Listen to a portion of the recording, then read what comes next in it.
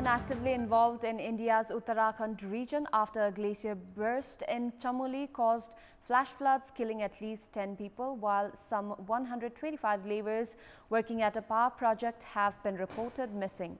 As the footage of the massive destruction started filtering in yesterday, people were immediately reminded of the devastating 2013 floods in the same region. Good morning, I'm Sarah Chitrakar and these are the headlines of the hour. Public prosecutors conclude their hearings on the writ filed against the dissolution of the lower house. Chief Justice directs legal practitioners to conclude hearings within a week. Police conclude Bhagirathi Bhatta of Doga Dakedar Rural Municipality in Baitari was raped and killed. NHRC urges the government for immediate justice.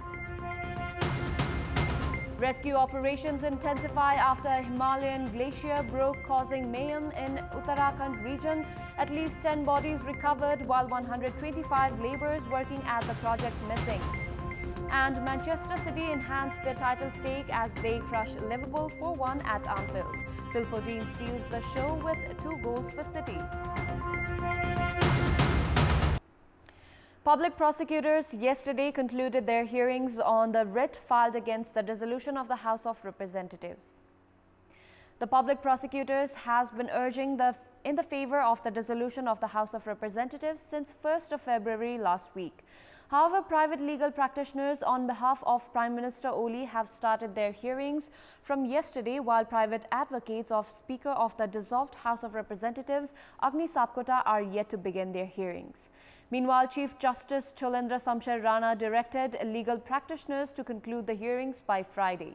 The bench instructed legal practitioners to limit their arguments to less than 20 minutes. During yesterday's hearings, government attorneys claimed that the dissolution of the lower house comes under the special rights of the Prime Minister in a parliamentary system. They argued that Prime Minister appointed under sub-article 1 of the Article 76 of the Constitution can dissolve the lower house according to sub-article 7 of the same article, stating that the election of the new government cannot be held until the incumbent government resigns. 13 writ petitioners were filed against the dissolution of the lower house, and 6 dozen legal practitioners had urged in the hearings on behalf of the petitioners. The Supreme Court denied to issue an interim order yesterday in a writ petition filed by Speaker Agni Sapkota seeking a stay order in the recent constitutional appointments. A single bench of Justice Prakash Tungana denied to issue the interim order. The bench, however, gave priority to the case along with a show cause order. Speaker Sapkota had reached the Supreme Court himself on Friday to file the writ against the recent constitutional appointments. The writ has made the President, Prime Minister, Chief Justice, Chairman of the National Assembly and the 32 new appointed office bearers as defendants in the case. 38 officials were appointed in 11 constitutional bodies last Wednesday upon the recommendation of the Constitutional Council meeting held on 15th of December, some 2 months ago. Police have concluded that Bhagirathi Bhatta, a 17-year-old girl from Doga Dakedar Rural Municipality in Baitari, was killed after being raped. According to the investigating police officer, a preliminary conclusion was made saying that Bhatta was killed after being raped. A police team, including the Central Investigation Bureau of the Nepal Police, reached the incident site and is engaged in the investigation. Meanwhile, locals have been staging protests from the past 3 days in several areas of the district, including Doga Dakedar Rural Municipality and the headquarters, demanding a foolproof investigation and bring the culprits to the book.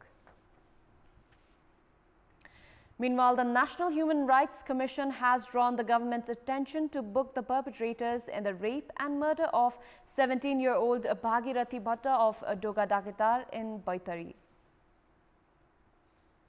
Issuing a press statement yesterday, the human rights watchdog called for immediate, impartial and effective investigation into the incident and urged the government to book the perpetrators. The NHRC has also urged the government to ensure the security of the witnesses, to remain cautious while collecting evidences and to provide compensation to the victim's family.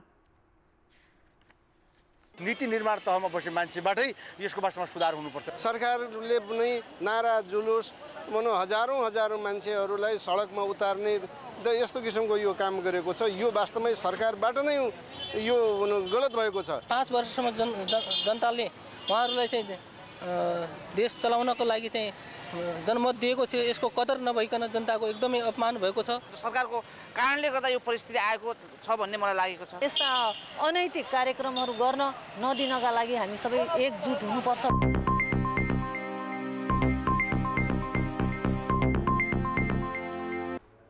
Time now for our segment Public Pulse, where you text us with your opinion.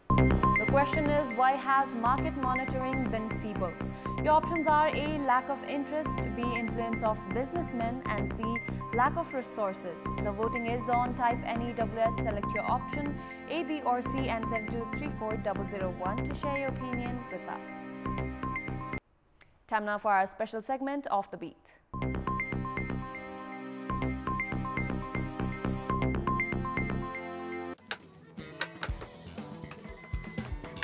Lucky, a demon in Nepalese folklore, is depicted with a ferocious mask covering the entire face, and therefore this mukundo or the wooden mask is a major part of traditional Newar culture. A significant portion of these wooden masks are also exported to European countries, the US and nearby India and China. The Lakhe tradition is mainly found in Kathmandu Valley and other Newar settlements across the country. Meanwhile, the export of these wooden masks has been hit hard, mainly due to the pandemic. Furba Lama from Sindhupalchok, who currently owns a workshop at Bhaktapur's Changanarayan, has been in the business of making these wooden masks for the last 17 years.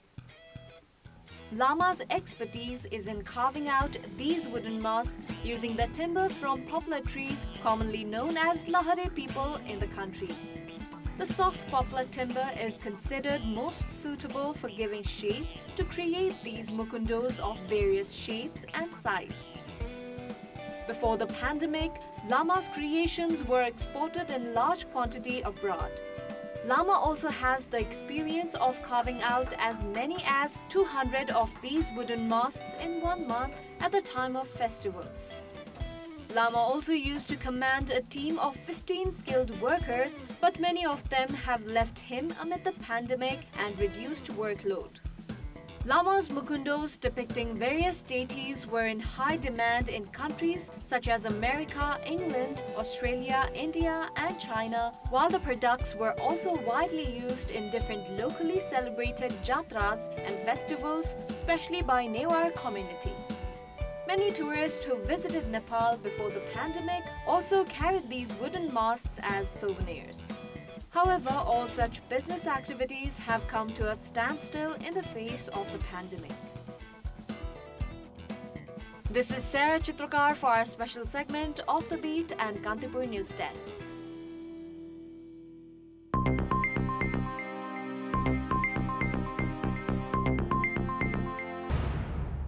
That's all for the moment. Thank you for watching. Have a good day.